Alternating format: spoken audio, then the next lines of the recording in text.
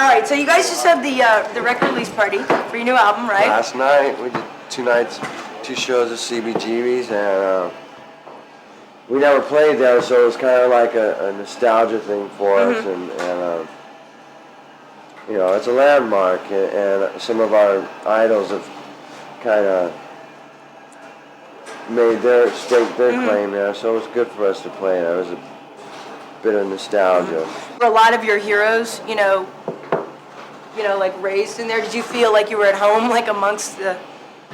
Well, yeah, I mean, you know, we're really misunderstood sometimes, though, you know, because I mean, we started out as a garage band, and back then the music we were listening to was the Pistols and the Clash and the New York bands, the LA bands, the San Francisco bands, and some of the stuff out of England.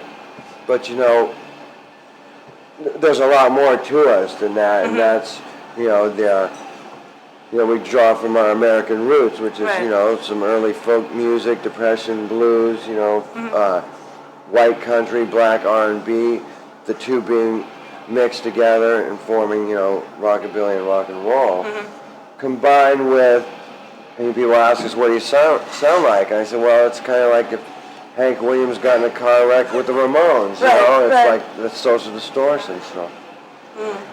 So, I mean, how would you say the new record compares as far as sound?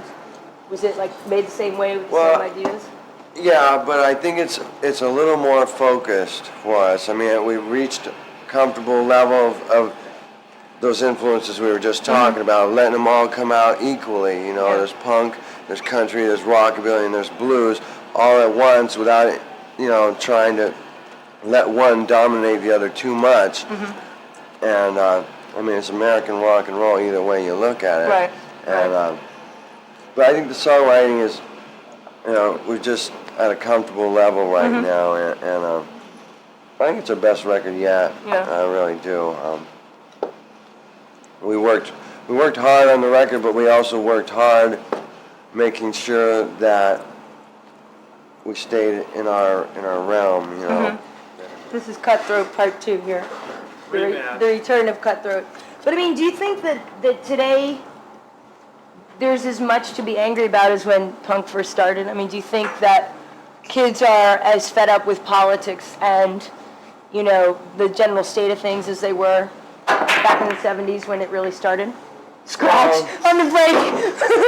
Well, I mean, I can only speak for myself, you know. I mean, when we wrote Mommy's Little Monster, I was 19. Yeah. And it's like I was writing against, rebelling against mom and dad and the cops and all, you know, anti-government or anti-society, basically. That's what was happening then, you know. Nowadays, a lot of those aren't really issues with me, but there are things that can definitely get me as angry. You know what I mean? Yeah.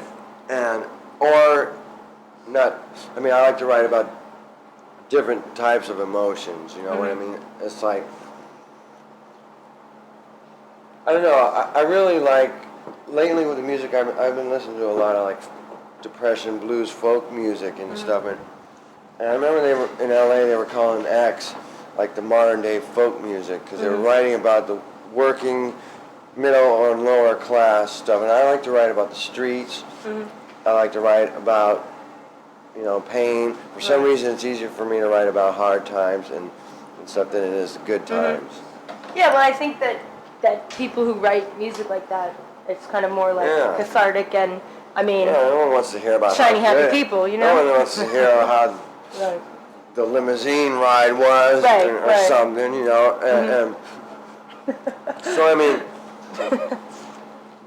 I forgot the question. Well, I think that's what you're saying is, yes, if I could sum it up for you, this sort of emotion of punk is still there, but, you know, the subject matter is a little different, and, you know. I mean, when we started out, the whole punk thing was about individualism, and we'd go to a show, the Cramps would be playing, the Go-Go's were playing, they had dyed pink hair, you know, X.